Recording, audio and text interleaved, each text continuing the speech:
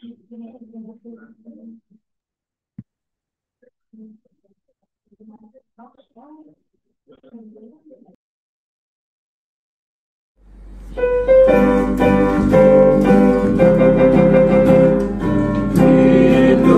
negeri tercinta, anugerah Tuhan. Kami pengusaha kontraktor, maju sejahtera, ciptakan peluang kerja, Apenas Jaya. Bangun negeri, satukan bangsa, demi Ibu Pertiwi. Jasa konstruksi Indonesia, melaju majulah. Jasa konstruksi Indonesia, hebat hebatlah. Apenas, Apenas, Apenas, Apenas, sejahtera.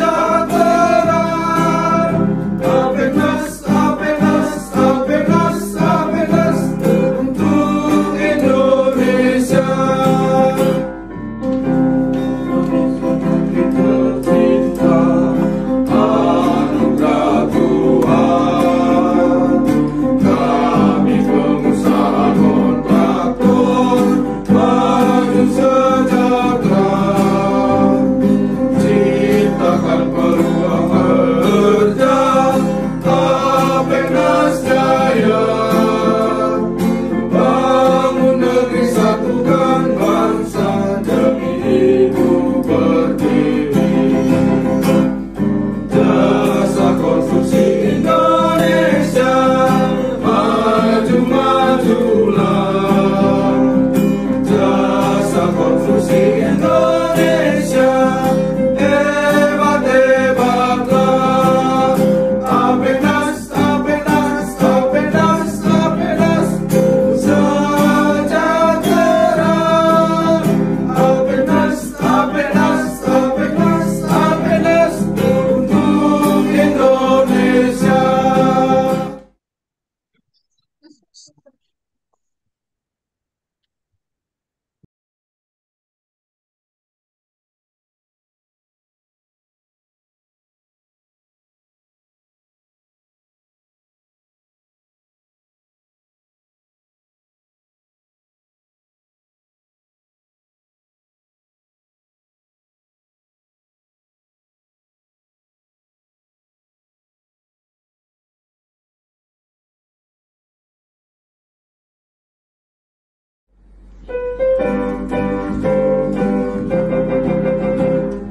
Indonesia negeri tercinta, anugerah Tuhan.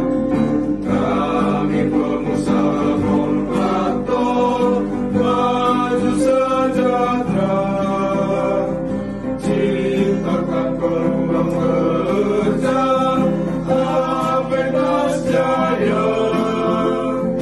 Bangun negeri, satukan bangsa, demi Ibu Pertiwi. Jasa konstruksi Indonesia, melaju majulah. Jasa konstruksi Indonesia, hebat hebatlah. Apenas, Apenas, Apenas, Apenas, sejahtera. Apenas, Apenas, Apenas, Apenas, untuk Indonesia. Tercinta, anugerah Tuhan.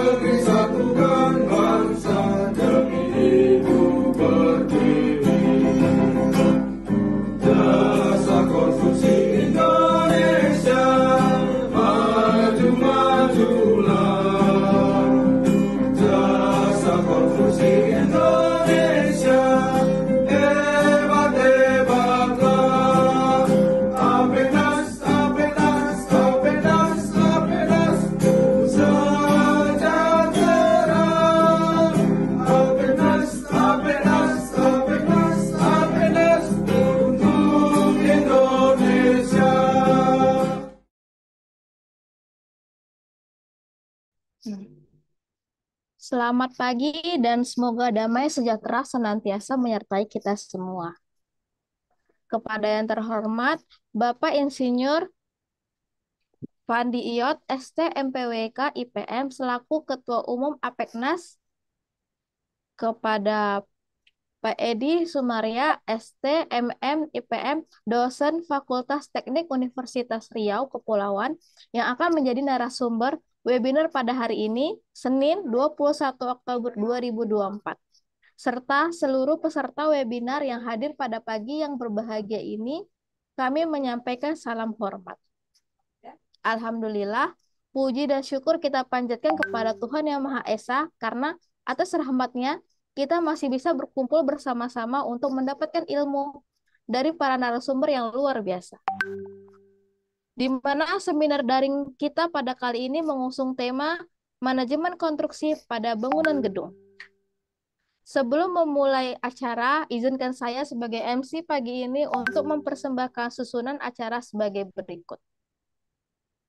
Di mana dimulai dari pembukaan, mendengarkan Mars dari Apeknas, kata sambutan, foto dokumentasi, pemaparan materi oleh narasumber sekaligus diskusi dan tanya jawab, dan penutup.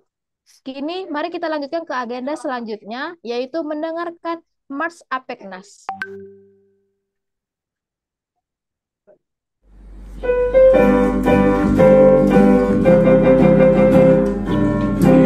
Indonesia negeri tercinta, anugerah Tuhan. Kami pengusaha kontraktor, maju sejahtera. Ciptakan peluang kerja, Apenas Jaya. Bangun negeri, satukan bangsa demi ibu pertiwi. Jasa konstruksi Indonesia, maju majulah. Jasa konstruksi Indonesia, hebat hebatlah. Apenas, Apenas, Apenas, Apenas, sejahtera. Apenas, Apenas, Apenas, Apenas, untuk Indonesia. Tercinta, anugerah Tuhan. Kami pengusaha kontraktor, maju sejahtera. Ciptakan peluang kerja, Apenas Jaya. Bangun negeri, satukan bangsa demi ibu pertiwi. Jasa konstruksi Indonesia, maju majulah. Jasa konstruksi Indonesia, hebat hebatlah. Apenas, Apenas, Apenas, Apenas, sejahtera. Apenas, Apenas, Apenas, Apenas, untuk Indonesia.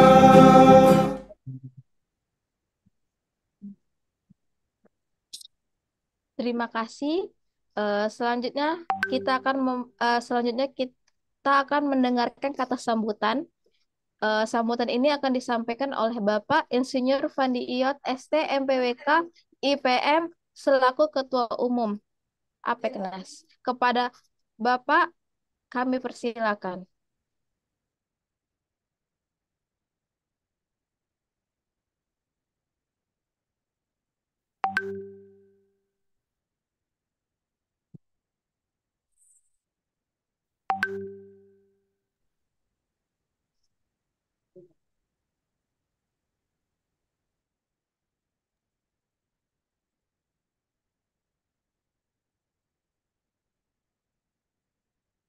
Halo, Halo, iya Pak. bisa mendengar suara saya, Bapak Ibu? Bisa Pak, silakan Pak. Ya, selamat pagi Bapak Ibu sekalian. Assalamualaikum warahmatullahi wabarakatuh. Salam sejahtera untuk kita semua. Yang kami hormati Bapak narasumber, Pak Edi Sumaria. Terima kasih Pak sudah mau memberikan waktu dan pikiran untuk teman-teman kita yang hari ini terkait manajemen construction. Kami berharap Bapak Ibu yang hadir hari ini, baik dari kalangan kontraktor ataupun yang mewakili, maupun dari teman-teman dari Sivitas Akademika, dimanapun berada, sekali lagi kami berharap acara hari ini bisa lebih bermanfaat untuk semuanya, dan Bapak Ibu yang membutuhkan sertifikat untuk seminar hari ini dapat menghubungi kontak person kami di 0811 0811 777 8757 0811 777 8757, dan jangan lupa untuk mengisi daftar hadir karena nanti akan di-share sama admin daftar hadir secara online, dan yang membutuhkan sertifikat silakan diminta setelah mengisi daftar hadir hari ini.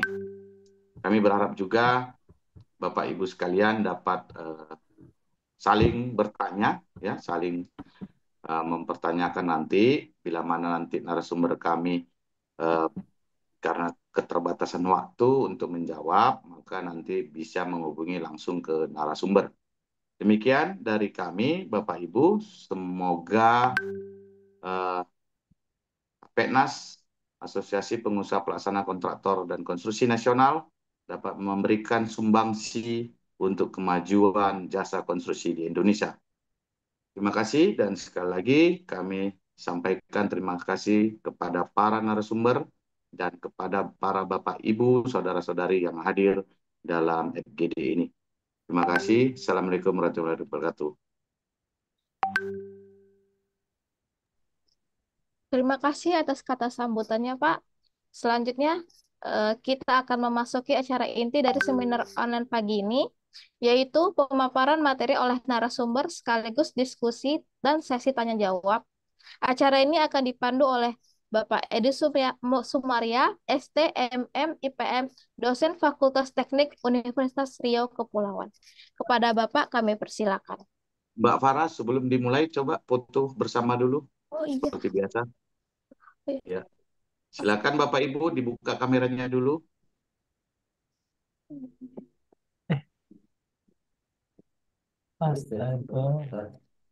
Ya, biar kita lihat wajah yang ganteng, wajah yang cantik-cantik.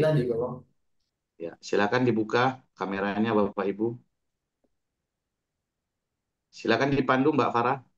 Boleh? Oke, boleh dibuka semua ya Bapak Ibu.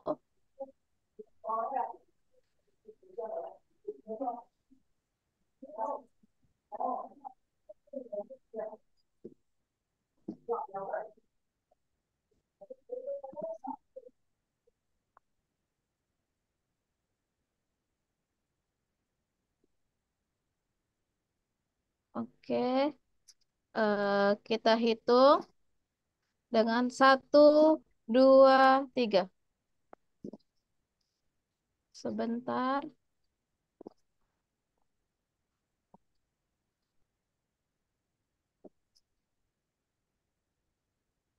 Satu, dua, tiga.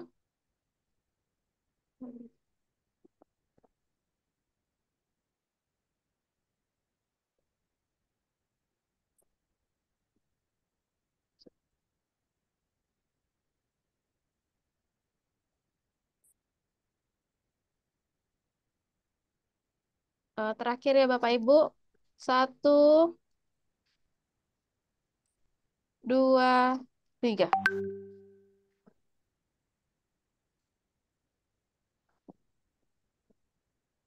Terima kasih Bapak Ibu semua sudah. Boleh kita lanjutkan dengan kepada Bapak Edi, kami persilakan.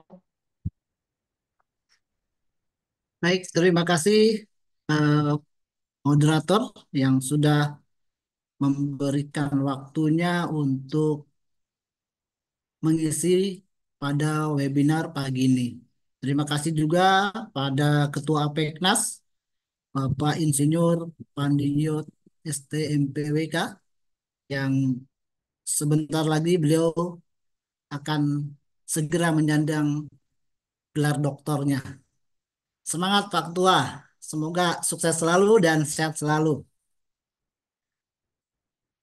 Terima kasih pada Bapak Ibu semua yang sudah menyempatkan waktunya pada kesempatan webinar pagi hari ini dengan tema manajemen konstruksi pada bangunan gedung. Saya akan lanjut dengan materi yang saya bawakan di pagi ini untuk materi kita seperti yang tadi saya sampaikan, manajemen konstruksi pada bangunan gedung. Tentu bapak-bapak yang sebagai pelaku bisnis dari eh, konstruksi ataupun juga kontraktor konstruksi, ini hal yang sudah terbiasa dengan manajemen konstruksi. Tetapi mungkin bagi eh, Bapak Ibu yang lain yang menjalankan bisnis lain, yang kemudian bisa saja setelah nanti kita diskusi ya, bagi pengalaman dengan manajemen konstruksi, mungkin bisa tertarik nanti untuk mengembangkan bisnisnya di jasa konstruksi. Ini nanti bisa difasilitasi oleh APEKNAS ya, untuk apa kelengkapan ataupun juga lebih detailnya bagaimana untuk membuka usaha kontraktor konstruksi. Nanti dengan eh, Mbak Eka ya atau Mbak Farah yang tadi sebagai moderator, itu beliau juga adalah staf-stafnya dari APEKNAS. Dan kemudian bagi para ibu dan bapak atau juga mungkin adik-adik mahasiswa yang hadir di dalam Zoom ini, saya berharap semoga menambah pengetahuannya di bidang manajemen konstruksi, dan juga ini sebagai eh, pengetahuan yang tentunya tidak kalah penting di dalam apa mensupport kegiatan-kegiatan belajarnya di kampus, baik itu di prodinya teknik ataupun juga di manajemen. Baik, terima kasih Bapak Ibu atas waktunya. Saya mulai dengan eh, slide pertama yang saya sampaikan bahwa manajemen konstruksi itu satu proses yang terencana, yang melibatkan pada aspek-aspek manajemen seperti kita tahu bahwa bagaimana POAC-nya di dalam sistem manajemen tentu sama juga di dalam hal manajemen konstruksi. Tidak lepas dari perencanaan, pengorganisasian, ya, pelaksanaan, dan juga pengendalian daripada seluruh aspek pembangunan yang kita kerjakan, misalnya gedung ataupun juga konstruksi lainnya.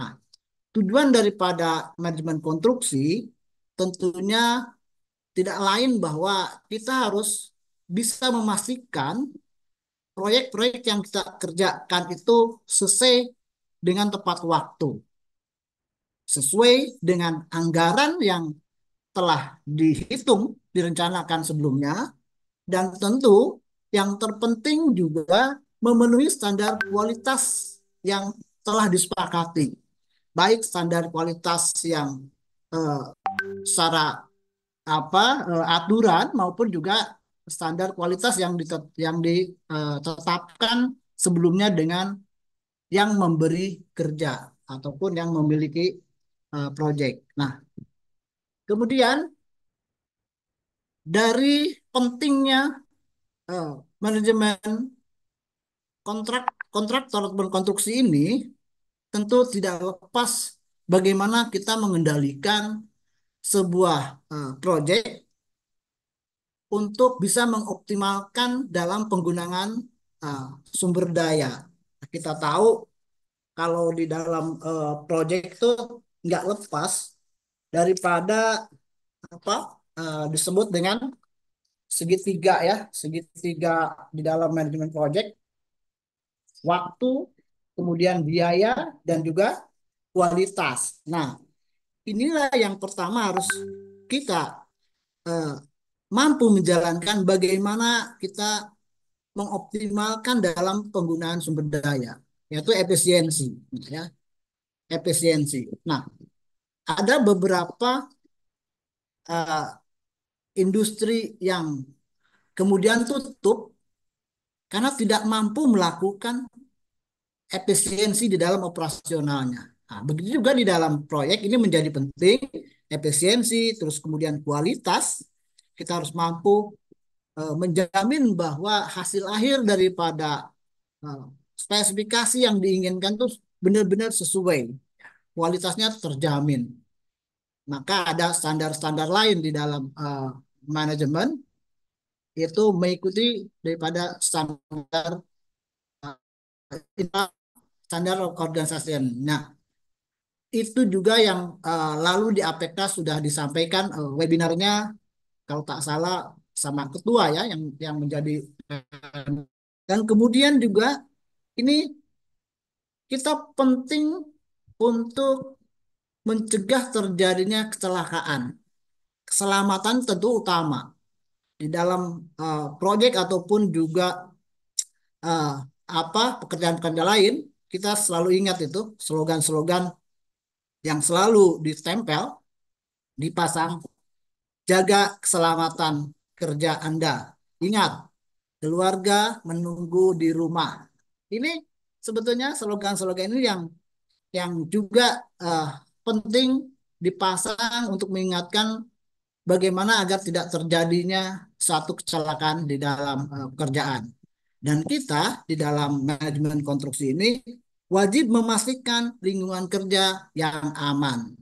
Nah, kemudian eh, kelima adalah, yang keempat adalah keberlangsungan untuk memastikan proyek berjalan lancar dan tidak mengalami kendala yang signifikan. Nah, ini menjadi penting di dalam manajemen proyek yang harus selalu kita ingat dan juga kita jalankan ketika kita melaksanakan proyek konstruksi ataupun juga kontrak kita sebagai kontraktor.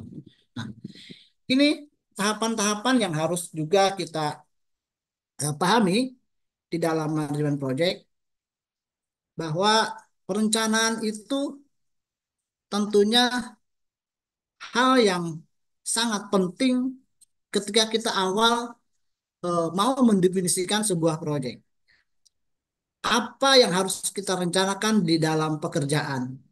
Lalu kemudian sebelum kita melakukan ataupun menjalankan itu, di dalam perencanaan awal tuh kita harus mampu juga menganalisis layak tidak nih proyek ini, ya.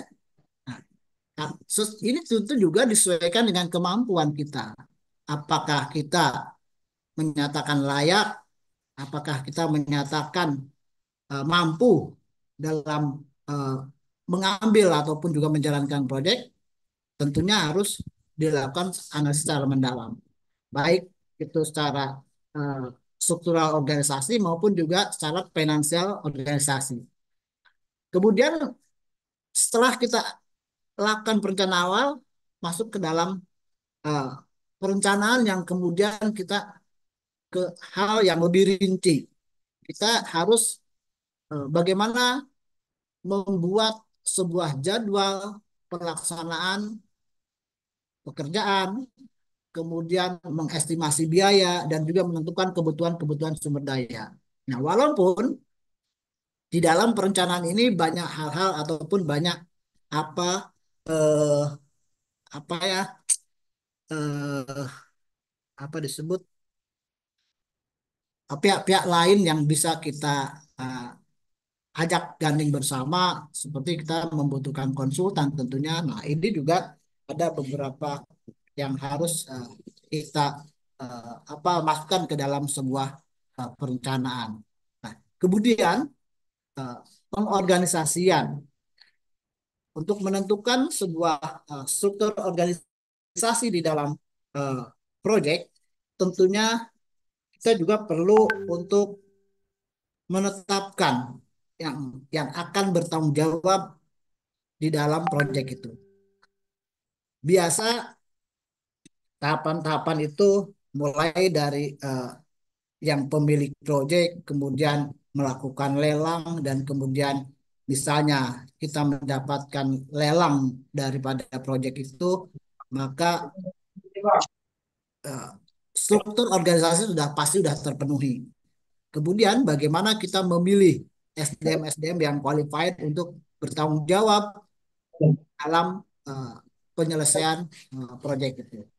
Nah, kalau kemudian alokasi sumber daya, nah, termasuk di dalamnya eh, sumber daya yang kita miliki mulai dari level bawah sampai dengan level atas di dalam eh, kebutuhan proyek, tentu dari SDM, kemudian eh, peralatan.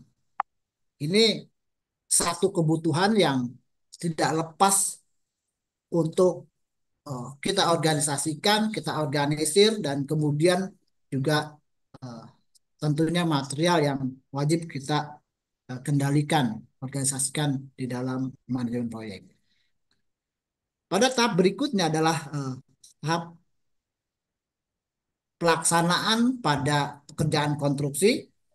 Ini seluruh kegiatan konstruksi sesuai dengan jadwal yang telah ditetapkan, yang telah disepakati, maka wajib dikendalikan secara menyeluruh, termasuk di dalamnya pengendalian kualitas.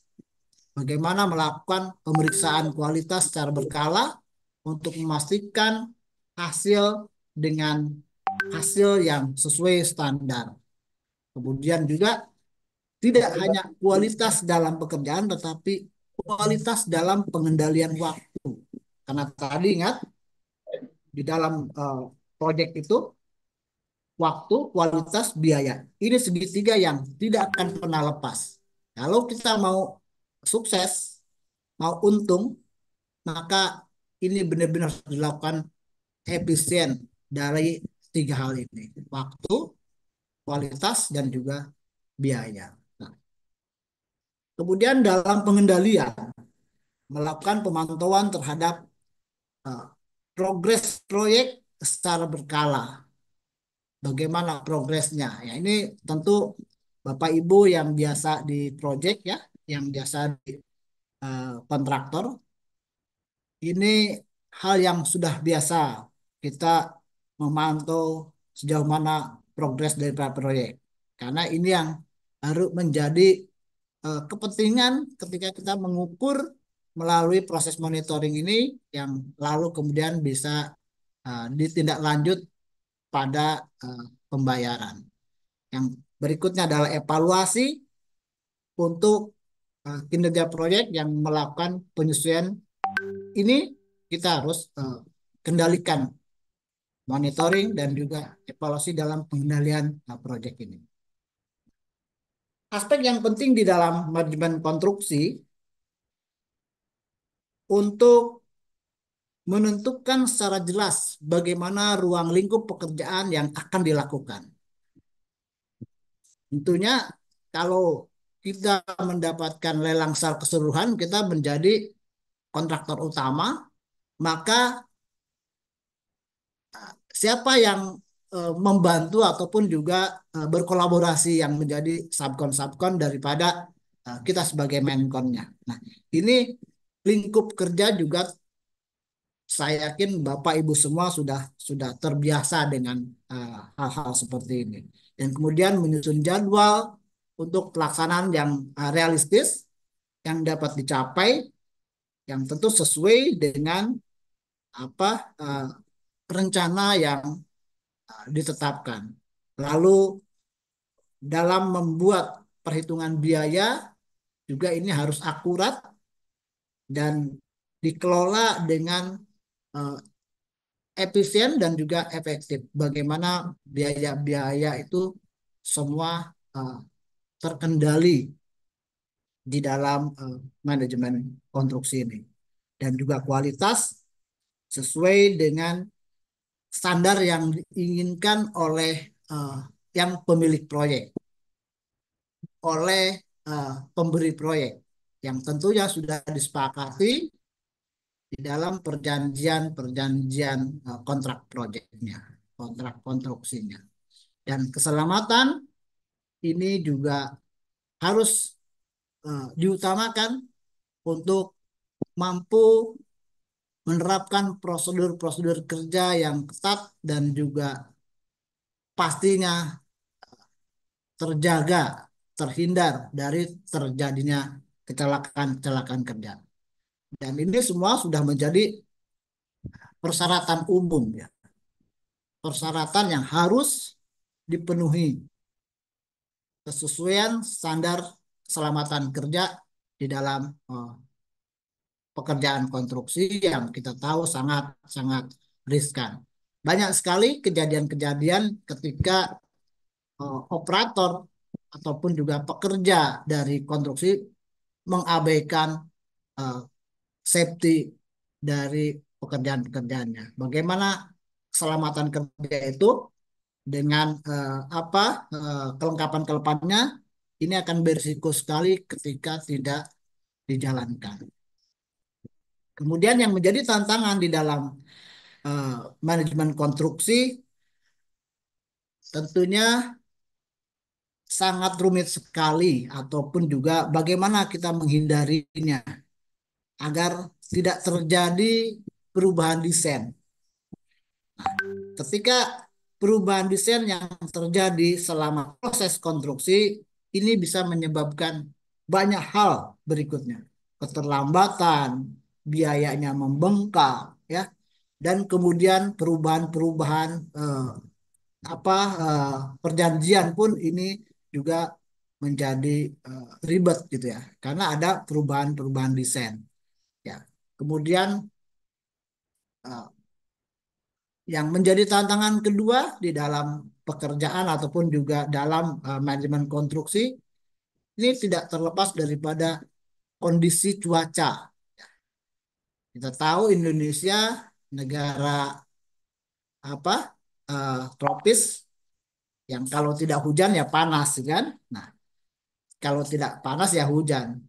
Ada yang mungkin Bapak Ibu atau adik-adik teman-teman pernah ngelihat di YouTube ada manajer proyek yang marah ketika operatornya pekerja-pekerja bilang kuluk kuluk kuluk kuluk. Nah, ini saya suka teringat dengan ini ya. Memang inilah tantangan daripada manajemen konstruksi yang kondisi cuaca ini yang tentunya bagaimana kita mengendalikan pekerjaan ataupun juga merencanakan dan juga persiapan agar tantangan-tantangan ini bisa kita kelola dengan baik supaya targetnya pekerjaan bisa terselesaikan. Kemudian yang tantangan berikutnya adalah keterlambatan pengiriman material. Ini tidak lepas daripada segitiga konstruksi tadi, biaya, kualitas, dan juga material. Nah, kalau material menjadi terlambat, bagaimana kita mengatasinya? Nah, ini apa manajer-manajer lapangan ini sudah juga terbiasa dengan pengaturan-pengaturan yang menjadi tantangan di dalam manajemen konstruksi ini. Kemudian perubahan regulasi ini juga bisa mempengaruhi pada pelaksanaan uh, proyek yang tadi tidak sesuai tepat waktu dan lain-lainnya. Kemudian dari teknologi dalam manajemen konstruksi yang pada era saat ini ya, kalau saya generasinya baby boomer. Ya mungkin ada beberapa di generasi saya Tetapi di uh, poin 4.0 ini, jadi poin 4.0 ini banyak tentu yang pelaku-pelaku usaha ataupun juga pelaku bisnis yang masih masih muda. Ini yang pasti tidak aneh ataupun juga sangat mudah untuk eh, menggunakannya teknologi ini di dalam dunia konstruksi. Yaitu kita tahu adanya uh, software-software manajemen proyek yang banyak sekarang, berbagai macam vendornya yang menyediakan software ini, dan kemudian juga teknologi drone yang bisa memudahkan untuk melakukan monitoring dan juga inspeksi pada proyek. Dan juga dengan building information modeling ini mudah untuk eh, para kontraktor di dalam melakukan perencanaan, desain, dan juga konstruksi. Tetapi teknologi ini tentunya harus didukung oleh SDM yang mumpuni, yang benar-benar eh, mampu menggunakannya daripada software dan juga teknologi yang seperti building information modeling ini. Ini semua akan mempermudah untuk kita untuk menjalankan operasi bisnisnya di dalam manajemen, di dalam kontraktor konstruksi ini. Tapi tadi kembali bagaimana kita harus mampu menyediakan SDM dan menseleksi yang tepat untuk menjalankan teknologi-teknologi dalam manajemen konstruksi ini. Nah, di dalam manajemen konstruksi ada yang harus juga kita ketahui, bagaimana metode konstruksi, bagaimana kontrak konstruksi, dan juga apa yang menjadi risiko di dalam manajemen eh, konstruksi, ya, dan juga bagaimana agar sustainability dalam konstruksi ini bisa berlanjut. Nah, dari metode-metode yang ada di dalam manajemen konstruksi itu ada yang tradisional, ada yang modern, dan juga ada yang khusus. Nah, dari beberapa metode ini, mana kita pilih yang sesuai tentunya, yang tepat, yang bisa kita eh, garap, yang bisa kita kerjakan. Ya, tentu kalau di dalam konstruksi yang tradisional, ini menggunakan tenaga kerja yang manual, material bangunan lokal, ya, kemudian juga eh, model-model ini biasa sangat, ya, relatif murah, ya, tapi tentu kekurangan-kekurangannya pun di dalam pelaksanaan akan eh, berpengaruh pada eh, konsistensinya kualitas. Kalau kita memilih dengan model yang modern, nah, ini akan mempercepat, tetapi kembali lagi tadi, mana yang tepat dengan proyek yang akan kita kerjakan, dengan eh, biaya yang tentunya juga disepakati, tentu harus dipertimbangkan. Sekarang mudah, ada di dalam konstruksi modern, ada precast, ya, ada sistem rangka baja, ada sistem panel, dan juga konstruksi modular. Ini semua mempercepat proses pembangunan. Kemudian ada metode konstruksi yang khusus, yang tentunya di dalam pekerjaan-pekerjaan khusus ini juga perlu orang-orang yang khusus, ya, yang memenuhi persyaratan khusus. Nah, ada konstruksi bawah air. Ini tentunya ahli-ahli spesial nih yang melaksanakan ataupun juga mendapatkan proyek-proyek seperti ini. Konstruksi bawah air, ya, konstruksi di daerah rawan gempa. Tentunya ada peralatan yang harus dilengkapi ketika kita mau memenangkan tender di apa pekerjaan-pekerjaan untuk konstruksi khusus ini. Kemudian juga di daerah terpencil, bagaimana logistiknya dan lain-lain. Nah, ini yang menjadi pertimbangan juga di dalam manajemen konstruksi untuk metode konstruksinya. Dalam tahapan-tahapan yang umum pada eh, konstruksi ini tentunya perencanaan, persiapan, pekerjaan struktur, pekerjaan arsip ini sudah biasa kalau kita mendapatkan apa apa namanya em, sebelum BOQ itu, nah, kita akan mendapat itu, kita membuat itu, kita akan perintahkan untuk si konsultan maupun juga tim kita untuk menghitung bagaimana, berapa, kapan, nah, waktunya, dan juga semuanya masuk ke dalam kategori-kategori ini.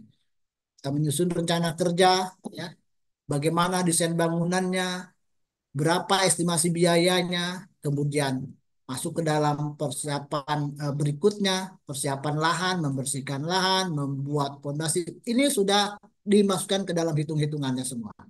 Ya, buat pondasi, masang utilities, membangun rangka bangunan untuk pekerjaan struktur, melakukan pekerjaan finishing, lantai dan atap untuk arsitektur, dan kemudian memasang instalasi plumbing, AC untuk elektrikal, dan kemudian finishing, melakukan pekerjaan akhir, pengecatan, pemasangan lantai, dan landscape lainnya. Nah, ini uh, tentunya sudah menjadi satu uh, persyaratan yang wajib sebelum melakukan itu semua. Kita masuk ke dalam perencanaan untuk perhitungan rencana anggaran biaya, ya. Ini masuk di RAB. Nah, kemudian faktor penting di dalam manajemen konstruksi ini tentunya kualitas dan juga pekerjaan. Menjaga kualitas bahan dan menjaga uh, ketepatan waktu, ya, dalam pekerjaan konstruksi ini yang harus dijaga. Kenapa? Karena pengusaha kontraktor, pengusaha konstruksi sama dengan pengusaha-pengusaha lainnya. Apa yang menjadi targetnya? Customer satisfaction itu yang menjadi target utama. Agar keberlanjutan proyek itu kita dengan kualitas yang diberikan, tentu perusahaan akan tetap mendapatkan klien ataupun juga uh, profit-profit daripada proses yang dilakukannya dengan baik. Maka wajib memberikan kualitas bahan, kualitas pekerjaan sesuai dengan kontrak konstruksinya. Kemudian faktor yang penting berikutnya adalah keselamatan. Prosedur-prosedur keselamatan kerja, dan ini ada undang-undangnya yang tentu Bapak Ibu sudah memahaminya, bagaimana agar semuanya bisa berjalan lancar. Lingkungan juga demikian, meminimalkan dampak negatif terhadap lingkungan. Dalam biaya, mengelola anggaran proyek secara efektif, dan kemudian jadwal menyelesaikan proyek harus sesuai dengan tenggang waktu yang ditetapkan di dalam perjanjian proyek. Kalau kita lebih, tentu kita akan kena penalti, ya. Kalau kita cepat, kita tentunya akan mendapat keuntungan-keuntungan lainnya. Nah, maka ini menjadi faktor penting di dalam manajemen konstruksi. Yang menjadi pondasi hukum dalam kontrak konstruksi, ya, ini tentunya ada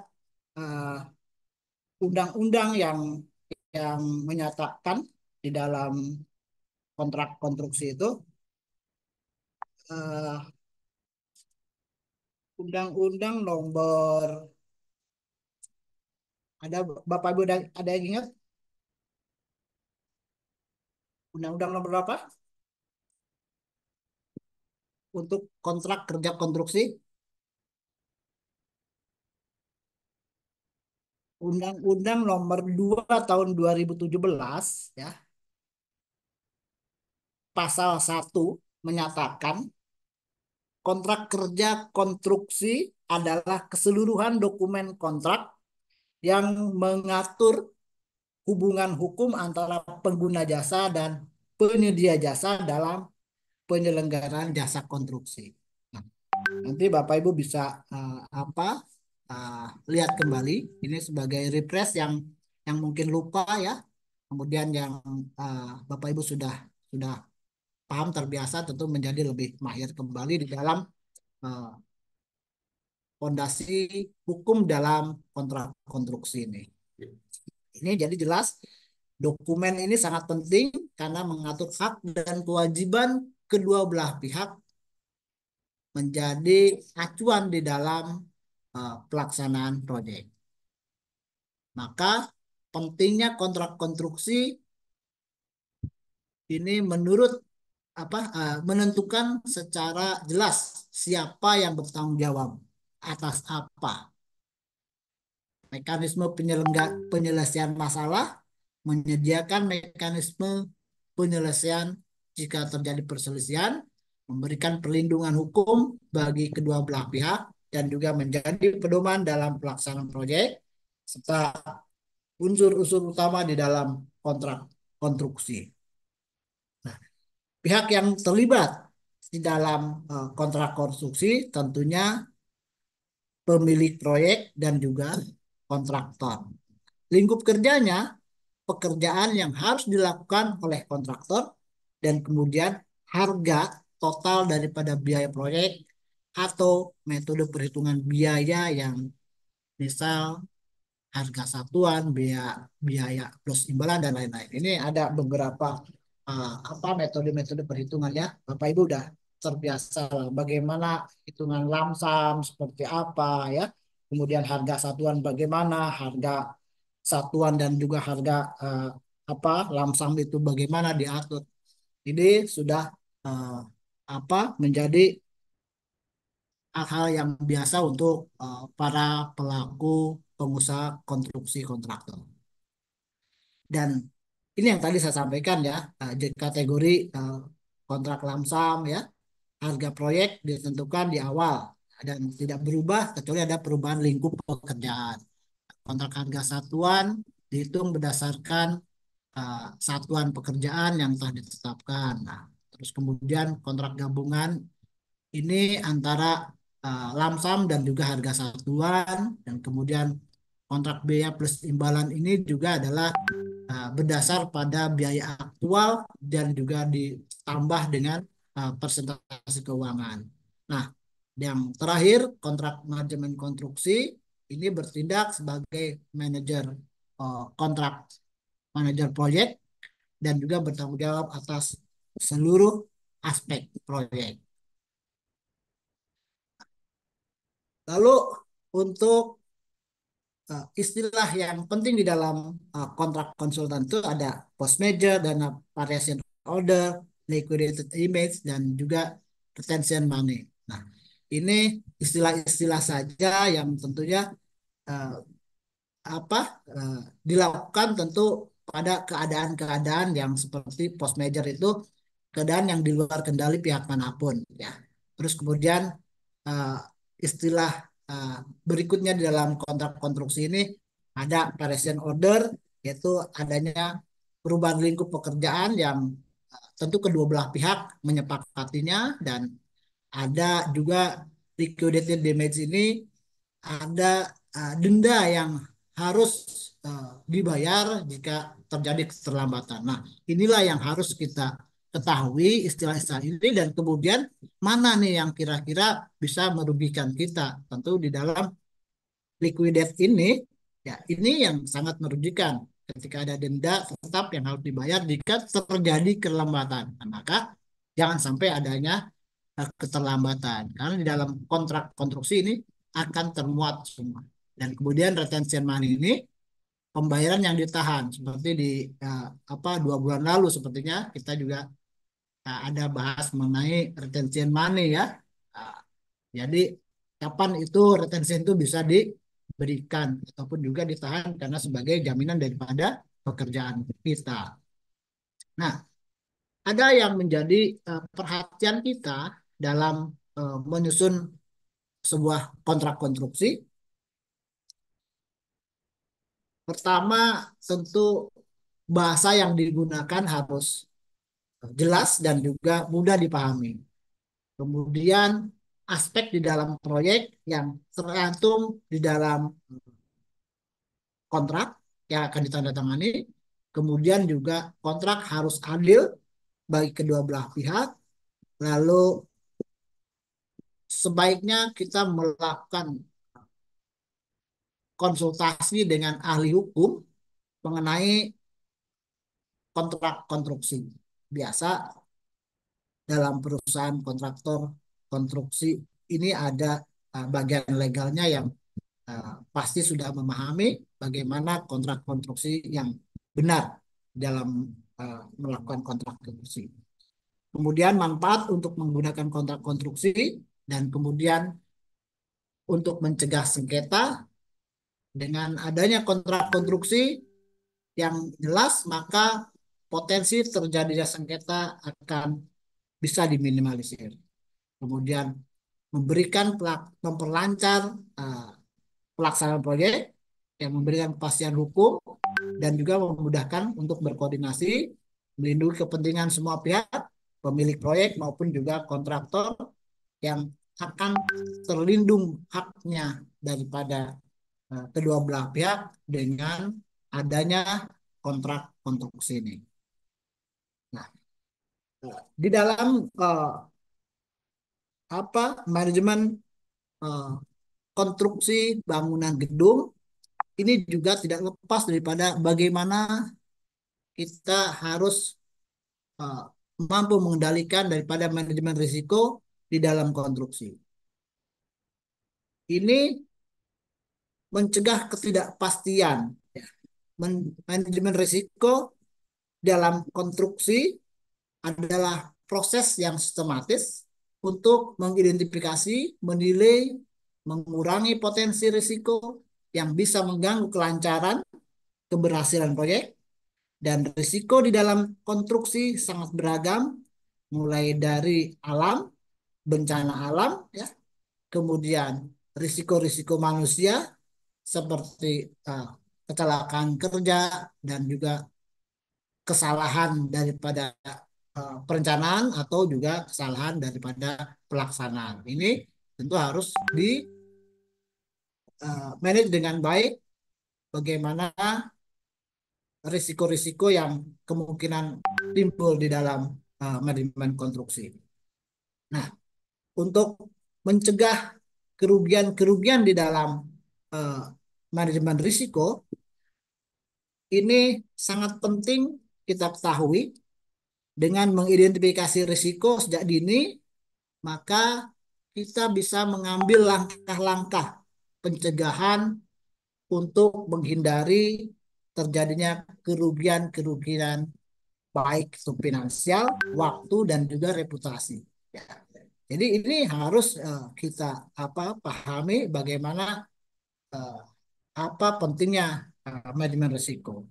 Kemudian memastikan kualitas, maka dengan mengantisipasi risiko kita dapat menjaga kualitas hasil akhir proyek, meningkatkan efisiensi, dan juga meminimalisir konflik. Ya, ini harus juga kita pahami dan juga bagaimana cara mengurangi resiko-resiko ini. Tahapan di dalam manajemen risiko kita bisa lakukan misal dengan satu analisis SWOT, mengidentifikasi kekuatan, kelemahan, dan juga peluang serta ancaman di dalam proyek, ancaman-ancaman proyek. Kemudian bisa juga dengan brainstorming, melakukan diskusi untuk mengidentifikasi semua potensi risiko, dan dengan checklist menggunakan daftar risiko yang umum terjadi di dalam proyek konstruksi, dan lalu kemudian melakukan analisis risiko, dan kemudian melakukan penilaian probabilitas yang kemungkinan terjadi risiko, terus menilai dampak yang akan timbul pada risiko, dan pembuatan risiko memberikan bobot pada setiap risiko berdasarkan probabilitas dan juga dampaknya. Untuk respon terhadap risiko, kita tentunya juga harus menerima risiko. memutuskan menerima risiko dan juga menanggung konsekuensinya. Mau tidak mau, kalau tidak bisa lagi di manage, ya risiko apapun itu kita harus bisa terima, tentunya dengan menanggung daripada konsekuensi risiko itu. Nah, mencegah risiko, mengambil langkah untuk menghindari terjadinya risiko dan juga mengalihkan risiko kepada pihak lain, misalnya melalui asuransi. Mitigasi risiko dan monitoring dan juga evaluasi, pemantauan risiko dan evaluasi daripada efektivitas. Contohnya pada uh, risiko alam, adanya gempa bumi, ya, banjir, badai, tanah longsor, risiko teknis, kesalahan desain, kualitas material yang buruk, kerusakan peralatan, dan semua risiko-risiko ini tentu uh,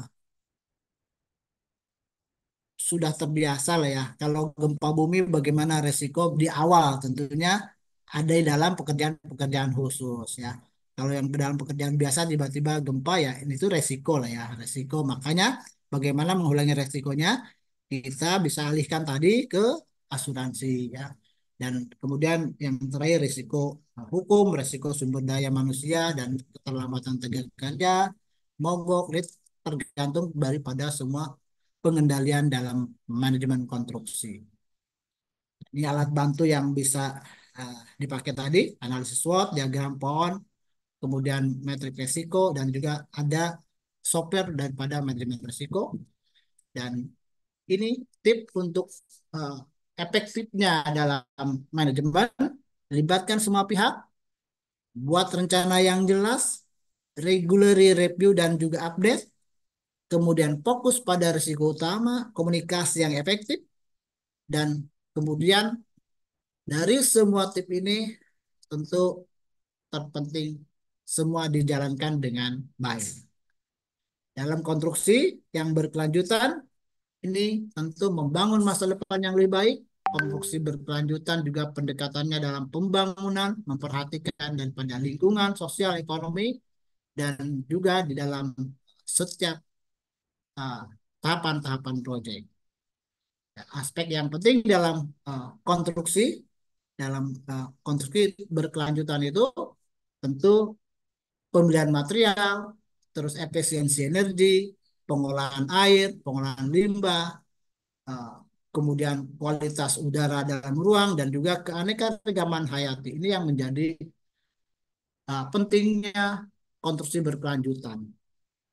Nah, kemudian manfaatnya daripada konstruksi berkelanjutan tentu akan memberikan penghematan pada biaya, meningkatkan kesehatan dan juga produktivitas, meningkatkan nilai-nilai properti, mencegah perubahan iklim, dan juga bisa meningkatkan kualitas hidup di dalam manajemen konstruksi yang berkelanjutan.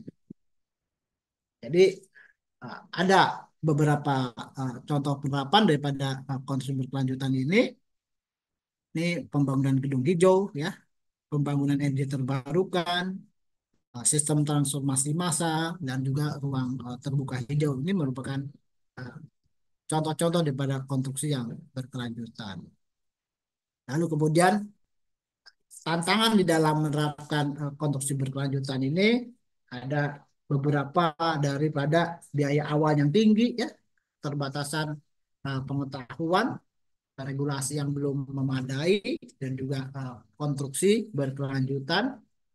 Kemudian sampai di sini materi yang tadi sampaikan semoga bermanfaat, dan jika ada yang hal mau didiskusikan, ada pertanyaan, saya persilahkan pada Bapak Ibu, atau juga nanti saya akan berikan kesempatan jika Bapak Ibu yang akan mampu membantu menjawab, juga saya persilahkan. Terima kasih. Saya akhiri untuk presentasi dari webinar siang pagi ini dari saya. Sekian, Assalamualaikum warahmatullahi wabarakatuh. Waalaikumsalam warahmatullahi wabarakatuh. Eh, Terima kasih atas pemaparannya, Pak. Eh, kita coba lihat jika ada Bapak Ibu yang ingin bertanya. Sebelumnya kami infokan bahwa untuk sertifikat dan materi akan kami kirimkan ketika Bapak Ibu mengisi daftar hadir yang telah kita kirimkan di chat ya Bapak Ibu. Jadi isi daftar hadir, kami akan kirimkan sertifikatnya dan materinya. Izin bertanya, Bu. Eh, boleh, boleh Pak, silakan.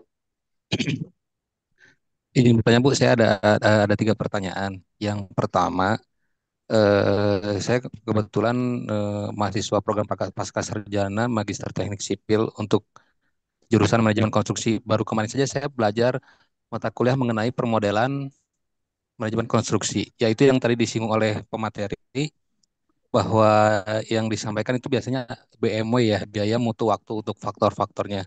Kemudian disinggung lagi mengenai yang kemarin saya dapatkan materinya itu jadi sekarang ada 6, yaitu tambahannya safety health atau ketiga konstruksi, kemudian environment atau lingkungan, satu lagi adalah yang mungkin belum terbahas oleh pemateri yaitu kepuasan pelanggan.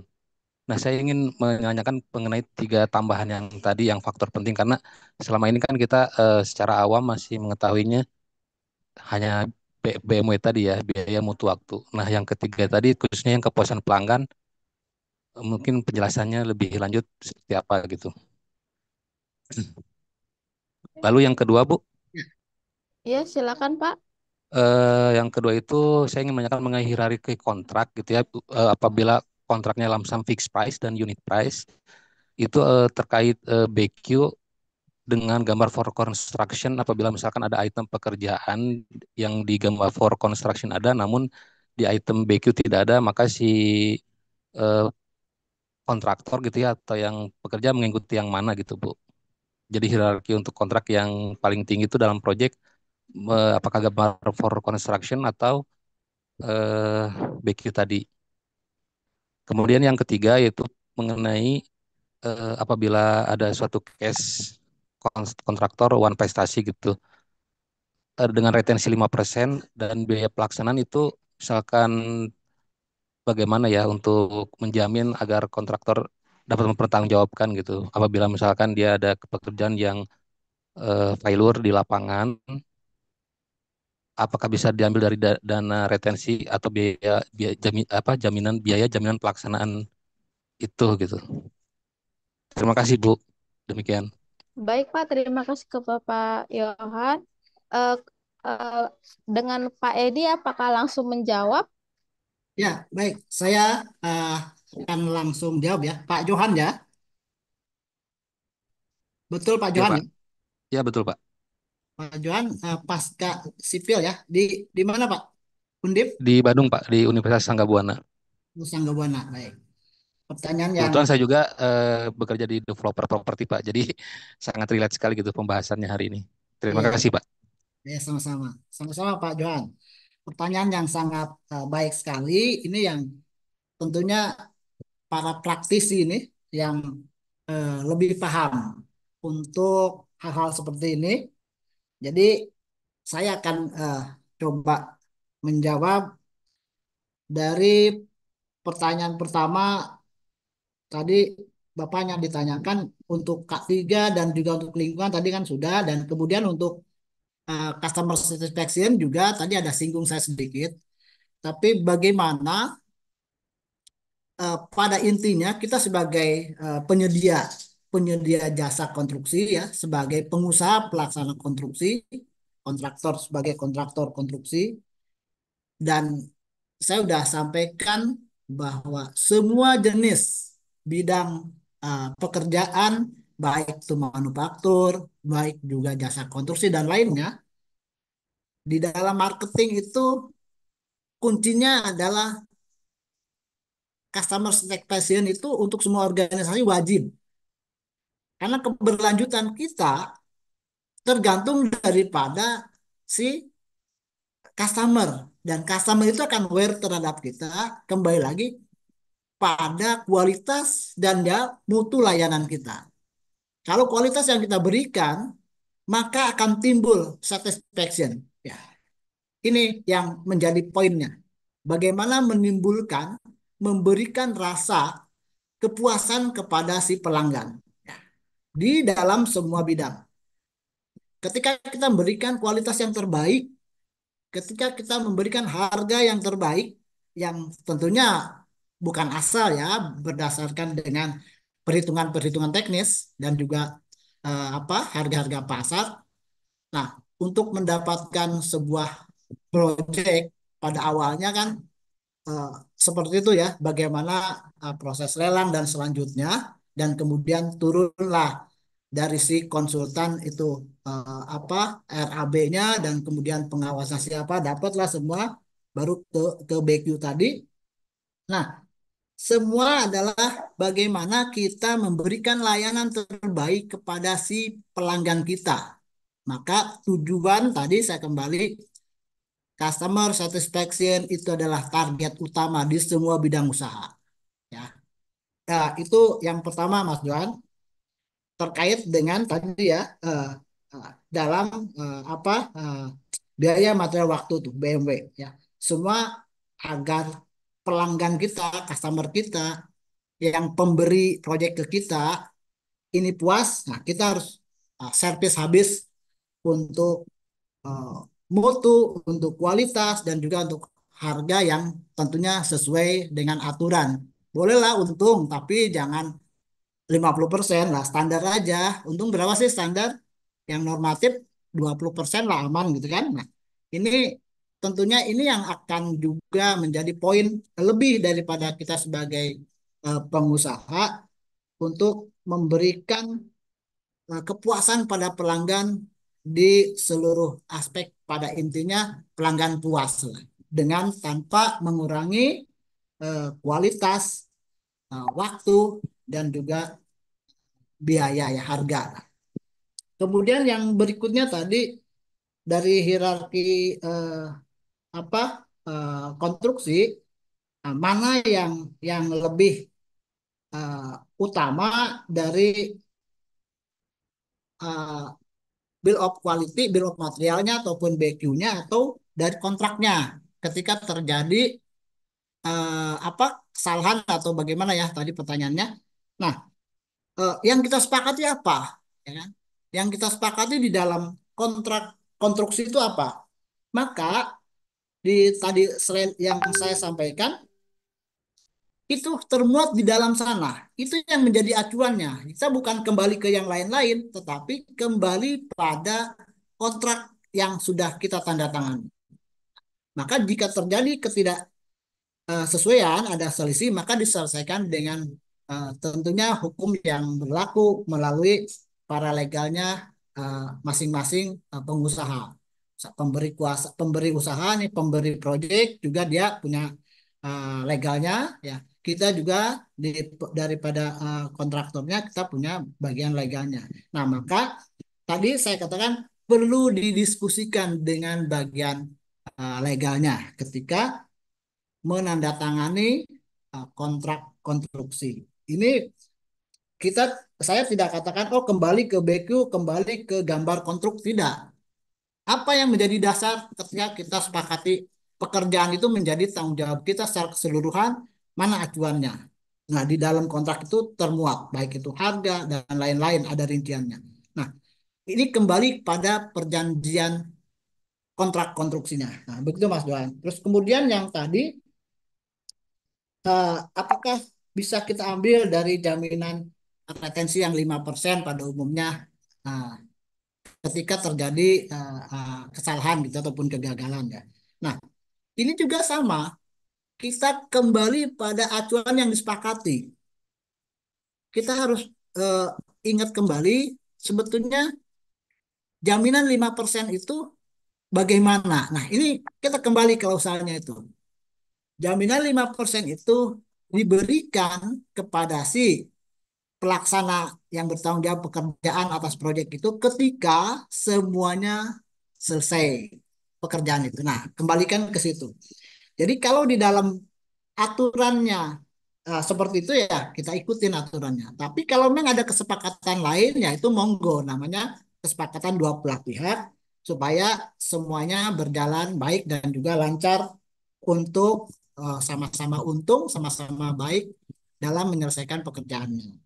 Jadi itu Mas Dan keterangan dari saya, semoga bisa diterima. Dan kalau mungkin ada Bapak Ibu yang pengalaman di praktisi manajemen konstruksi ini, saya persilakan untuk menambahkan, nggak apa, kita sharing.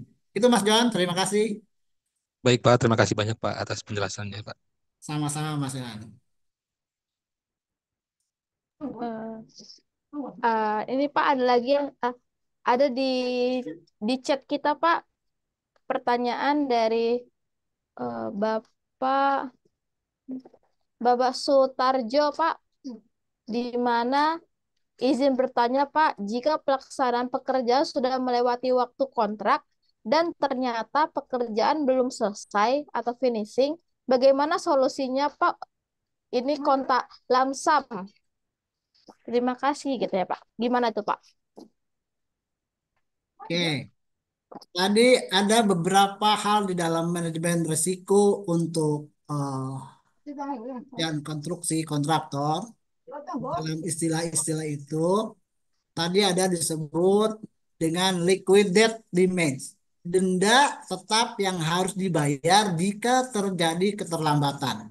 Nah, jadi kalau saya tangkap pertanyaannya, pekerjaan belum selesai tetapi waktu sudah selesai, ya. Maka saya kembalikan kepada kontrak konstruksinya. Seperti apa di dalam kontrak konstruksinya ketika hal ini terjadi? Maka ini menjadi penting untuk memahami kontrak konstruksi, kontrak pekerjaan, agar tidak terjadi apa ya hal-hal yang tidak diinginkan di akhir pekerjaan. Nah, di dalam istilah pada kontrak konstruksi ini disebut dengan liquidated damage. Denda tetap yang harus dibayar jika terjadi keterlambatan. Nah, ini bukan di akhir dibicarakannya, tetapi di depan pada saat kita mau tanda tangan kontrak kerja. Nah, kalau kita ngambil subkon, oh saya ambil upah kerja saya saja. Berarti kan kita bertanggung jawab atas pekerjaan yang dikerjakan oleh kita. Kita ngambil apa nih? Kalau misalnya finishing lah kita ambil. Nah, ketika diberikan pekerjaan dan kita mengambil pekerjaan finishing, contohnya, itu kan ada kontraknya. Nah, kontraknya ini dibahas. Jangan sampai terjadi seperti yang barusan ditanyakan. Bagaimana kalau ini, kalau itu. Tetapi disepakati di depan. Ini harus kita pahami agar semuanya bisa berjalan baik dan juga lancar. Maka akan tumbuh tadi kembali. Customer satisfaction itu. Ya, kita sebagai pengusaha konstruksi, sebagai pelaksana kontraktor, harus memahami bagaimana apa Undang-Undang Nomor 2 Tahun 2017 itu. Kontrak kerja konstruksi secara keseluruhan adalah dokumen kontrak yang mengatur hubungan hukum antara pengguna jasa dan penyedia jasa di dalam penyelenggaraan jasa konstruksi. Pasal 1 Undang-Undang Nomor 2 Tahun 2017. Jadi monggo didiskusikan kembali pertanyaan itu kepada eh, apa advokatnya, penasehat hukumnya. Karena saya sampaikan sebaiknya ini berkoordinasi juga dipelajari dulu ketika kita mau menandatangani kontrak kerja konstruksi. Itu mungkin jawaban dari saya. Terima kasih. Biasanya gimana ya Pak? Bisa pernah contoh nggak Pak? Ada contohnya nggak ya Pak? Kalau misalnya dia eh nggak apa, belum selesai lah Pak finishingnya. Pernah ada contoh nggak ya Pak? Bapak yang pernah Bapak tahu? Nah, begini, kita kan bahas nih manajemen Mm-mm. konstruksi ya pada Mm-mm. bangunan gedung, ya kan? Bagaimana kita mengendalikan aspek-aspek manajemen di dalam konstruksi agar semuanya selesai, agar semuanya terkendali, ya. Nah, maka pentingnya perencanaan, ya kan? Pentingnya pengorganisasian, pentingnya pelaksanaan, dan juga pengendalian dari seluruh aspek. Kalau kita bicara dalam perencanaan untuk hal yang tadi nih, waktunya belum selesai, waktunya habis, pekerjaan belum selesai. Berarti salah dari perencanaannya. Kok perencanaan pekerjaan ini misalnya 1.000 meter, misalnya finishingnya pasang keramik lah gitu ya. Keramik 1.000 meter. Kan ahli itu udah menghitung berapa sih keramik pasangan eh, untuk waktunya kalau orangnya hanya 10 orang. Nah, ini kan dihitung perencanaan. Kemudian diorganisasikan, ya kan?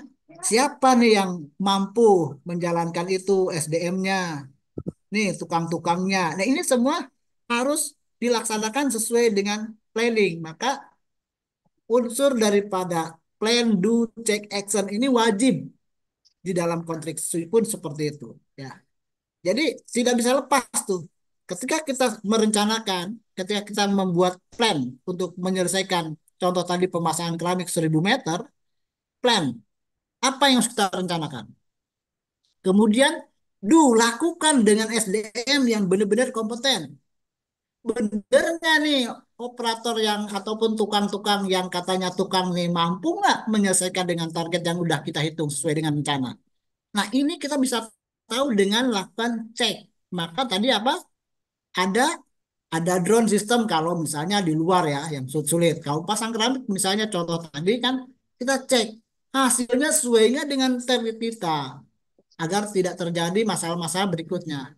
Lalu kalau tidak sesuai, kapan nih waktu berakhir? Wah, waktu berakhir masih ada 2 minggu.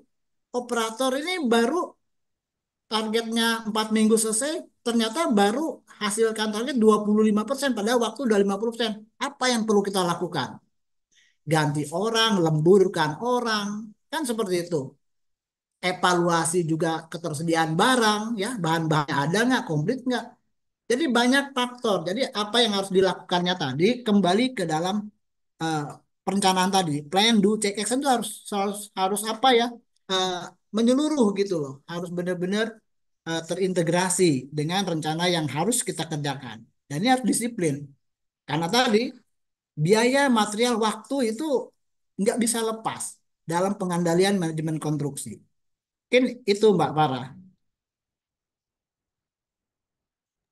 Baik Pak, berarti memang manajemen itu harus matang-matang ya Pak, kita kita iniin ya. Betul, betul, betul.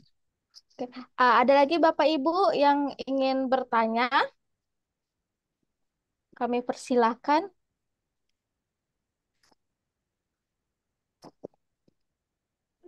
Boleh, Bu? Boleh Pak, silakan. Iya, perkenalkan nama saya Aziz, Bu. Saya juga temannya Pak Yohan dari mahasiswa Sangga Buana. Yang akan saya pertanyakan itu terkait kontrak ya, Pak, Bu. Yang pertama itu jika kita misalkan ada kerja tambah, tapi di luar kontrak, tapi kontrak kita sudah selesai masa, tapi proyeknya masih jalan. Nah, kemudian ada kerja tambah. Kemudian kerja tambah itu di luar item-item kontrak yang sudah ada. Nah, itu mengikuti Ya, harga baru atau harga lama. Kemudian yang kedua, jika ada item yang sama, misalkan kita ada pengecoran. Jika di BQ, misalkan kita anggap dalam kontrak harganya 1.000. Nah, untuk di kerja tambah itu kan, misalkan kita sudah lewat dari kontrak itu 2 tahun, tapi belum ada kontrak baru, itu harganya 1.200. Nah, itu kita mengikut harga ke 1.000 apa 1.200 gitu. Apa harga baru gitu Bu untuk item-item yang ada di BQ tadinya. Seperti itu Pak Bu. Terima kasih. Terima kasih. Gimana Bapak, Pak Edi, apa mau langsung menjawab? oke, baik. Mas siapa Denis ya? Aziz Pak, Aziz. Mas Ajis ya. Kang Ajis ya. Ya Pak, betul. Gini Kang, eh, kita harus ingat kontraktor tuh memang eh, banyak intriknya lah ya. Nah, lika-likunya itu banyak sekali. Jadi kita harus cermat ketika kita mendapatkan pekerjaan. Ya, contoh yang barusan yang Adi sampaikan ya, tidak udah selesai pekerjaan udah selesai, kemudian ada tambahan lah, katakan tambahan, tapi eh, harganya dia mau ngacu kepada kontrak yang lama, padahal kontrak lama tuh udah selesai. Ini sekarang setelah 2 tahun lagi. Nah, ini pentingnya dalam juga decision making, Kang. Bagaimana top management mengambil sebuah keputusan tentunya yang win-win solution. Kalau itu memang eh, apa ya eh, customer lama lah ya. Oh nggak enak kalau nggak diambil gitu kan. Nah di situ ada keputusan-keputusan bisnis yang kemudian bisa jadi barter. Ya, oke lah nggak apa-apa. Contohnya di BQ pertama misalnya 1.000 per kilo per per meter lah gitu kan. Kondisi sekarang ini nggak cocok lagi BQ ngikutin BQ itu. Kita tekor loh, kita rugi loh. Kan? Nah, tadi saya katakan bagaimana decision making ini yang harus diambil oleh si top management ketika kita berpikir pada bisnis yang sustainable gitu, yang berkelanjutan gitu kan. Ya, tentunya kita harus bisa melihat ini customer kita ini customer baru ataukah customer yang punya prospek ataukah customer hanya cukup ini aja. Nah, kembali lagi bukan ke teknis, tetapi pengambilan keputusan manajer yang mampu melihat prospek ke depan. Prospek ke depannya bagaimana? Oh oke, saya akan ambil ini untuk rugi, tapi kemudian proyek yang besar saya akan ambil. Itu pasti untuk saya proyek itu. Itu nggak apa-apa. Tapi bisa di-just di kemudian di proyek yang depan, proyek yang besar. Itu menurut saya, Kang. Terima kasih. Gimana Pak Aziz? Apakah masih ada yang yang ingin disampaikan? Oke Pak, Bu. Jadi lebih kalau secara yang seharusnya itu sebenarnya harus seperti apa sih Pak? Yang benar gitu Pak maksudnya. Kan tadi kalau kalau berbicara secara customer satisfaction, ya betul kita kan melihat ke depannya akan seperti apa. Tapi kalau melihat secara teori dan harusnya gitu yang betul itu seperti apa sih? Apakah kita mengacu pada harga baru kah? Karena di luar kontrak kan itu harganya udah naik beberapa kali atau memang benar gitu harus memang ngambil ke harga lama karena memang ada item di BQ tersendiri gitu karena BQ sendiri sudah ada gitu. Oke, oke, saya bisa tangkap. Saya balik bertanya ya, Pak Ajis. Pak Ajis mengambil proyek itu mau untung atau mau rugi? Pertama itu. Mohon dijawab dulu. Ya jelas mau untung dong Pak. Ya, kalau Mas Ajis mau untung, berarti data yang lalu tidak sesuai nih harganya dengan kondisi sekarang, maka keluarkanlah harga baru. Itu saran Oke. kita. Karena tadi kita mau untung. Kalau kita mau rugi saat ini, kembali yang tadi jawaban pertama. Kedepannya dia punya proyek apa yang bisa diambil sama Mas Ajis. Nah, kita bisa Oke, main gitu. jadi lebih ke fleksibilitas mungkin Pak ya. Betul, betul. Jadi di sini kita tidak bisa berbicara mana yang benar, mana yang salah gitu Pak ya. Tapi berbicara fleksibilitas kita mau untung sekarang atau mau untung nanti gitu mungkin Pak ya. Betul, betul. Oke, Betul. baik. Baik Pak, terima kasih. Iya, sama-sama, Kang Ajis. Ya. Ini ada lagi Pak di chat Pak, pertanyaannya. Pertama dari Bapak Denny, di mana Pak, bagaimana untuk biaya jika dalam perjalanannya ada kenaikan harga material yang cukup signifikan sehingga mengakibatkan perubahan harga yang signifikan juga? Gimana itu Pak? Oke, jadi itulah manajemen risiko, ya. Manajemen risiko yang harus dipahami oleh pelaku usaha konstruksi ya. Nah, ini masuk ke dalam sebuah tantangan manajemen konstruksi yang tadi udah saya sampaikan ya. Tadi kan ada beberapa tuh yang contoh tadi liquidate ya, liquidate damage ya kan, kembali pada kontraknya, kontrak konstruksi. Nah, kemudian ada beberapa tantangan perubahan desain yang terjadi ya kan, terus kemudian bisa menjadi terlambatan dan juga eh, pembengkakan biaya. Nah, nah ini termasuk tantangan dalam manajemen konstruksi yang menjadi pertanyaan barusan. Misalnya kontrak itu membuat sebuah gedung ya, membuat sebuah gedung, taruhlah misalnya hotel, yang kemudian dalam perencanaan konstruksinya itu butuh waktu 3 tahun, kan? Nah, dalam perjalanan kok tiba-tiba ada kenaikan ini, kenaikan harga.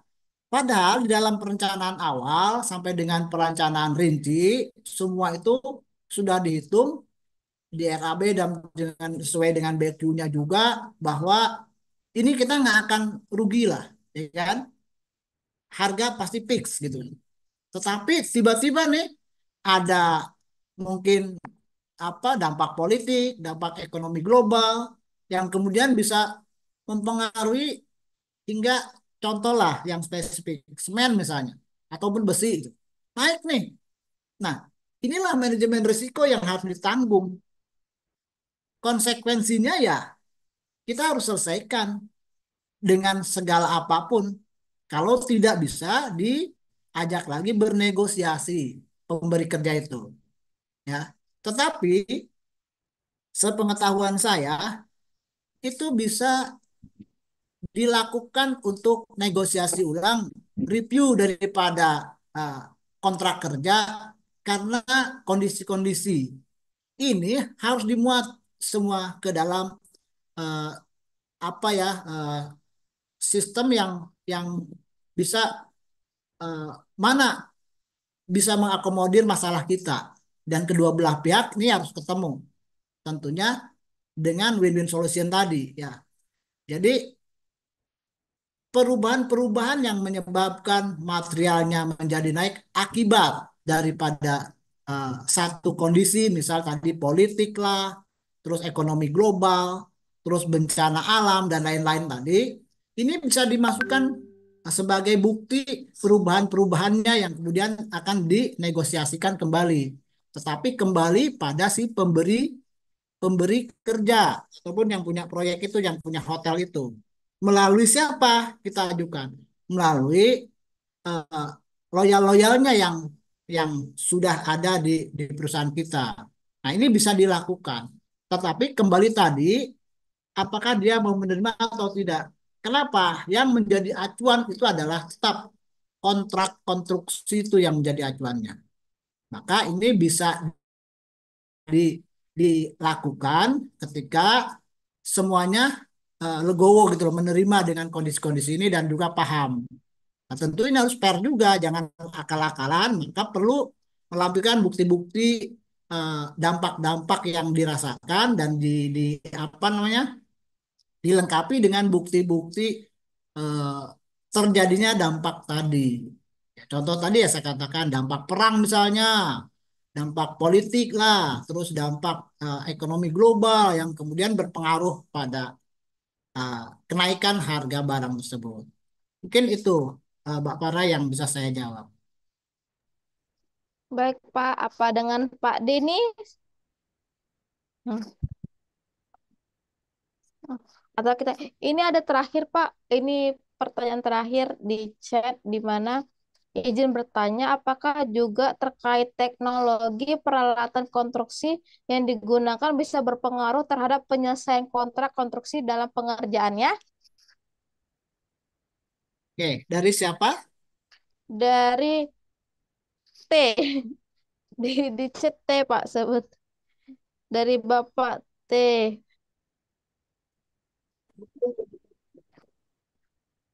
Dari Bapak T, Pak. Bapak T.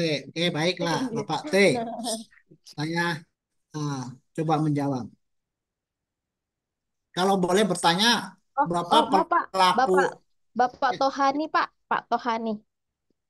Bapak Tohani. Oke, baik. Pak Tohani, em, saya ilustrasi sedikit ya. Jadi terkait dengan penggunaan teknologi ya, sederhana saja. Ada eh, tadi apa model konstruksi yang sederhana, yang modern gitu kan. Nah, saya ambil yang sederhana. Bapak misalnya untuk dapat pekerjaan nih, misalnya Apeknas memberikan pekerjaan pada Bapak untuk menyelesaikan nggak usah gede-gede lah ya, misalnya gedung sekolah lah, gedung sekolah 2 lantai, gitu kan, yang misal nilainya sekitar eh, berapa ya 8M lah misalnya gitu. Nah, kemudian dengan kontrak pekerjaan yang Bapak terima, Bapak sanggupin nih. Saya misalnya dari Apeknas itu memberikan waktu yang Bapak sepakati 2 lantai, ruangnya 18 ruang, terus dan lain-lain itu 1 tahun. Nah, kira-kira untuk menyelesaikan waktu pekerjaan itu supaya tepat waktu, Bapak akan pakai teknologi modern atau teknologi manual nih. Ya, gambarannya kalau manual, Bapak ngecor nanti lantai 2, lantai 3 pakai orang gitu kan, oper-oper ember atau pakai teknologi yang sekarang molen set langsung ke lantai 3, lantai 2. Nah, pilihannya begitu. Dari hal itu yang tadi saya analogikan, apakah jawaban Bapak akan pakai yang manual, pakai ember untuk menyelesaikan pekerjaan itu, atau pakai yang molen gampang sampai dengan lantai 2, lantai 3. Itu teknologi modernnya dengan molen sampai lantai 2, lantai 3. Jadi mohon maaf nih Pak T. Nih. Nah, seperti itu sih. Saya nggak perlu jawab detail ya, cuman saya kembalikan Bapak, ilustrasi itu Bapak akan ambil yang manual pakai ember, atau dengan teknologi yang tadi bisa langsung ngecor 2, 3 lantai begitu. Itu Mbak Parah.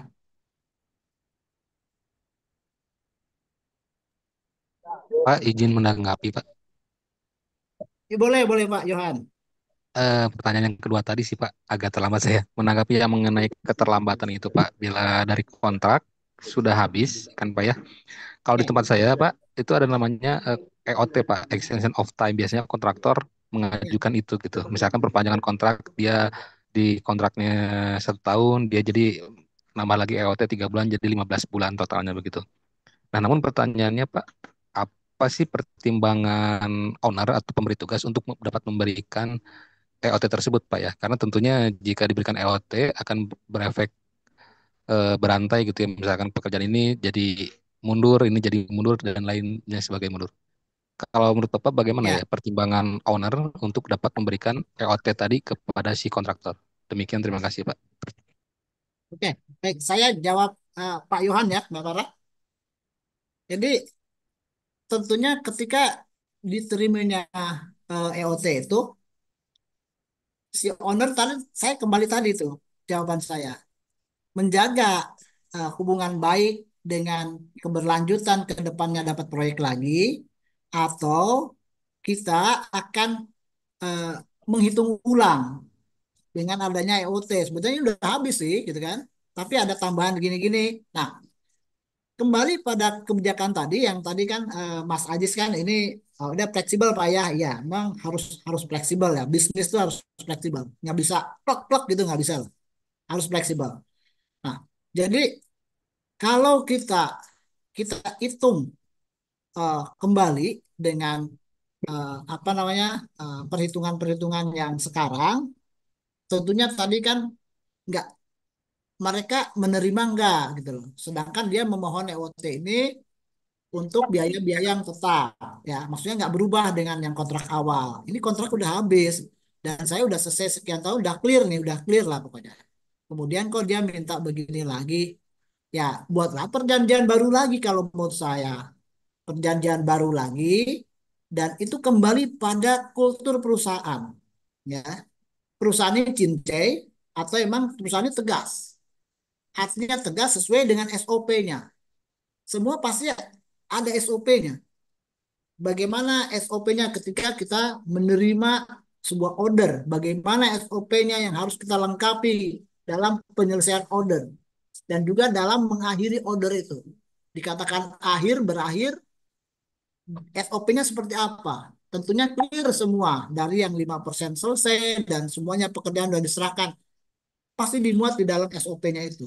Jadi karena tadi saya katakan nggak bisa uh, apa namanya harga mati di dalam bisnis, maka SOP ini kan dibuatlah SOP-nya yang mungkin bisa fleksibel dengan case-case yang spesial. Nah, kalau seperti itu, saya tidak bisa katakan A, B, C, tapi saya menggambarkan seperti itu, Mas Johan.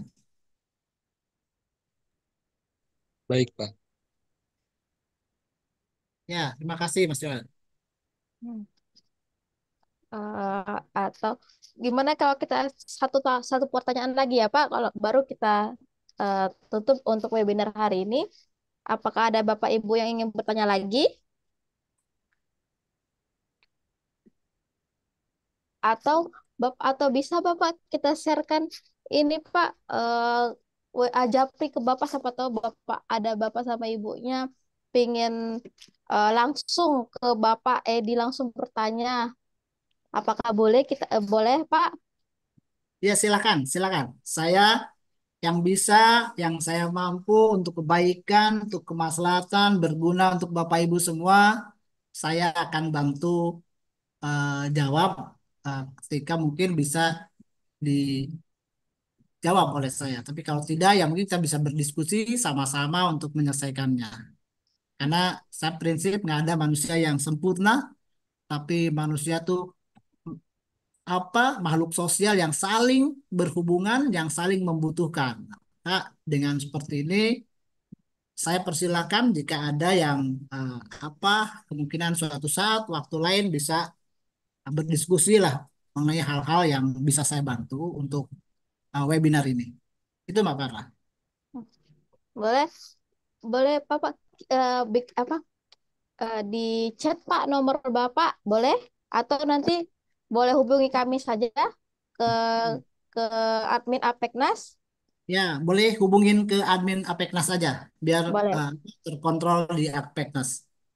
Boleh Bapak Ibu, nanti kalau izin 0811 777 8757. Kami kirim di chat ya Pak. Jika yang ingin bertanya lebih lanjut, boleh langsung japri ke kami. Dan akan kami sampaikan langsung ke Pak Edinya. Jadi kayaknya belum ada lagi yang bertanya, berarti kita akhiri saja untuk gimana?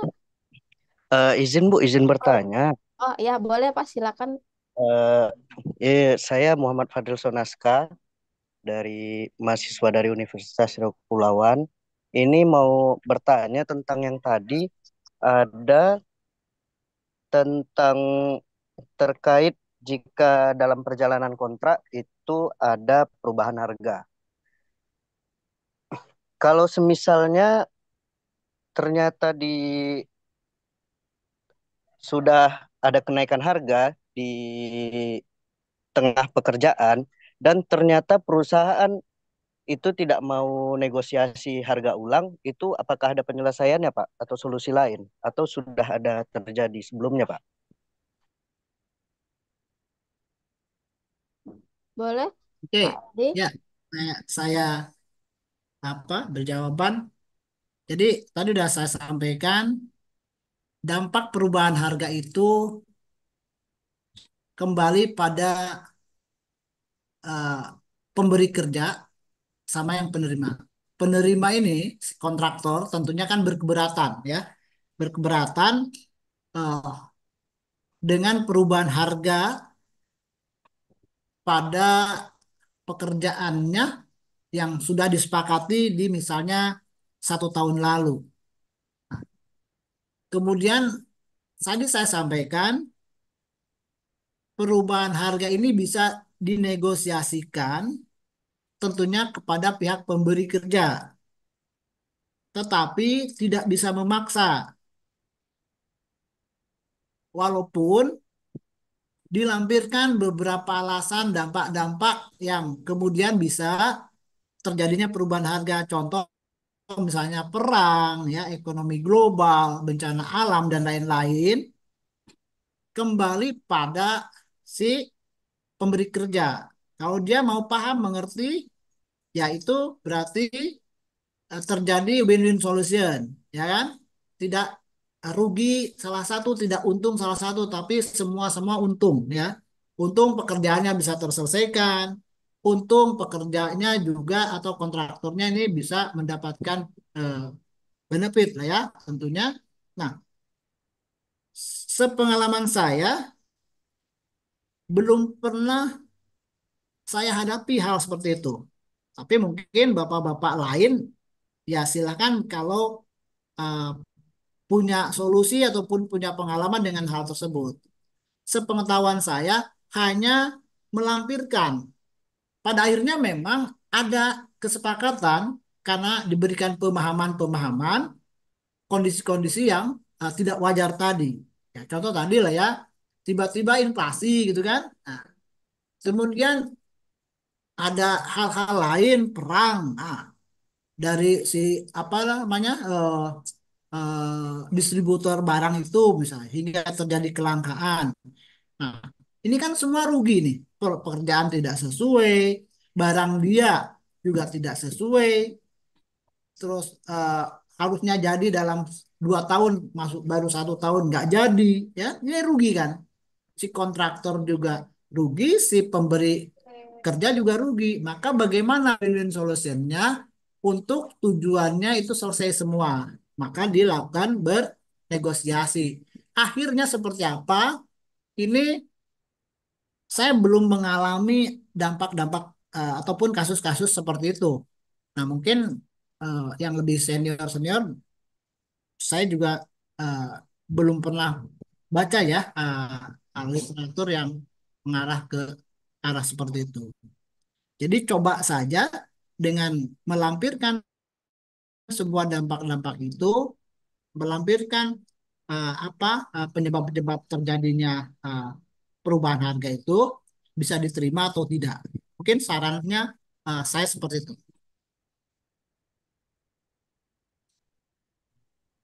Izin Pak.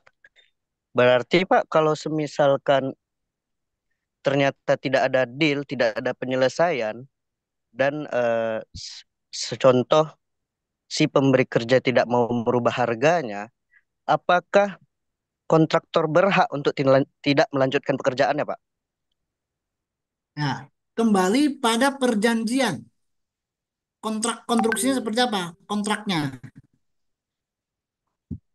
Makanya tadi didiskusikan dengan loyal-loyalnya, ya, dengan advokat-advokat hukumnya di dalam perusahaan itu ketika menandatangani kontrak untuk mengurangi atau minimalisasi eh, resiko yang akan kemudian terjadi. Nah, kenapa sih di RAB selalu ada markup?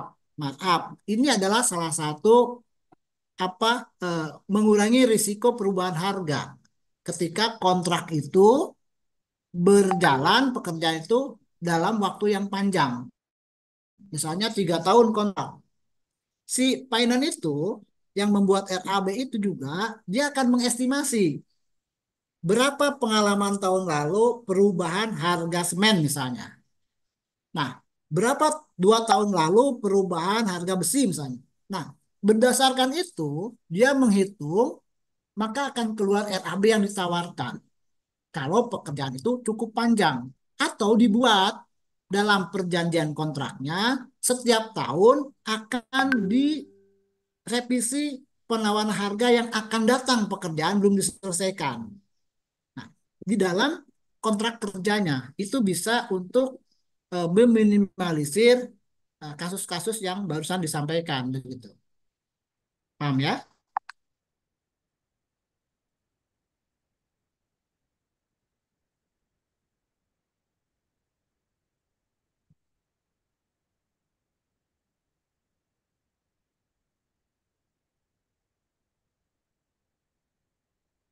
Silakan Mbak Ika, dilanjut. Eh, apakah di apakah sudah jelas Bapak yang tadi yang ditanyakan? Kalau Udah, sudah, oke. Baik. Mungkin bisa kita akhiri aja sih, gimana Pak? Nanti jika ada Bapak Ibu yang ingin bertanya lagi, boleh chat kami by WA ya untuk bertanya lebih lanjut.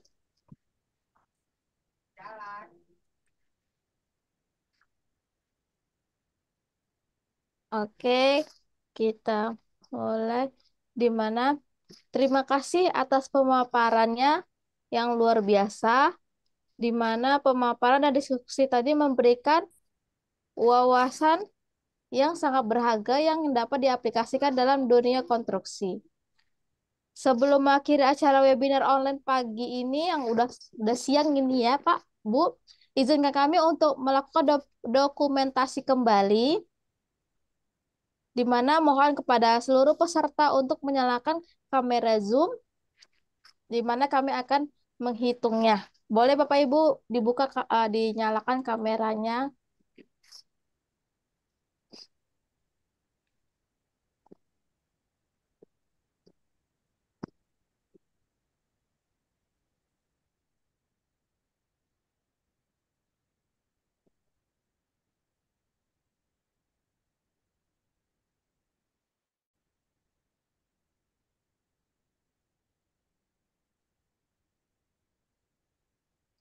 Oke, kita hitung. 1, 2, 3.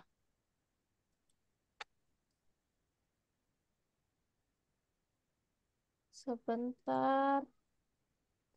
1, 2, 3.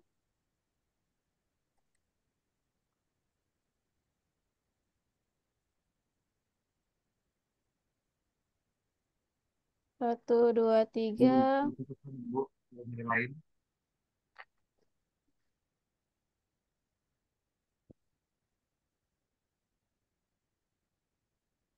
1, 2, 3.